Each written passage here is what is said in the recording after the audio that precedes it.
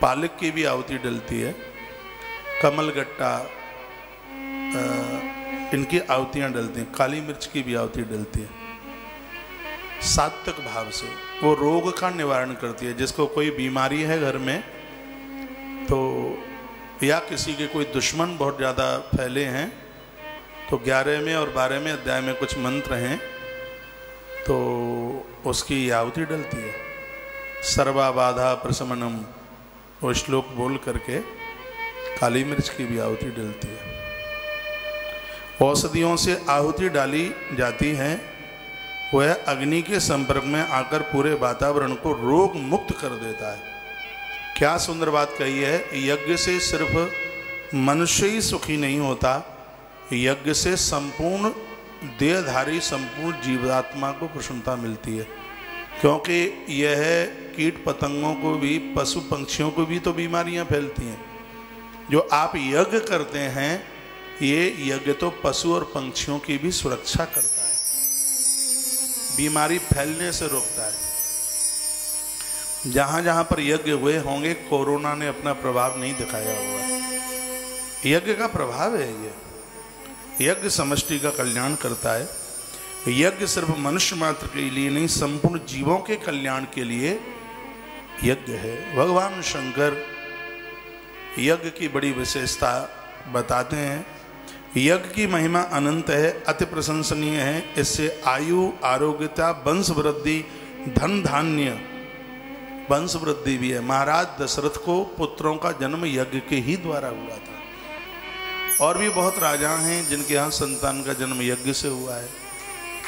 इसलिए यज्ञ तो वंश वृद्धि को बढ़ाता है एवं लौकिक पारलौकिक वस्तुओं को भी प्राप्त कराता है। देखो कितनी सुंदर बात कही गई है।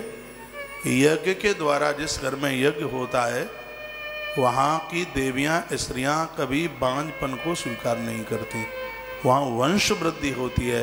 ये यज्ञ की महिमा, ये यज्ञ का प्रभाव है। हम सनातनीय लोगों को यज्ञ के प्रति अपनी श्रद्धा रखनी चाहिए। जन्म से लेकर मृत्यु पर्यंत तक सभी संस्कार यज्ञ से ही संपन्न होते हैं। आप 16 सोमवार करते हैं, या आप और भी कोई व्रत करते हैं, या आप एकादशी करते हैं, आखिर में उद्यापन पर यज्ञ किया जाता है। यज्ञ के बिना तो कुछ पूरा ही नहीं होता। सब कुछ यज्ञ में समाहित है। तो यज्ञ के प्रति अपनी श्रद्धा रखिए। ये टेलीविजन पर आप देख रहे हैं कि कल यजन की जो पुड़ावती हुई है, आचार्य ब्राह्मणों के द्वारा जो आहुति डाली जा रही हैं, ये सब वही आप दर्शन कर रहे हैं।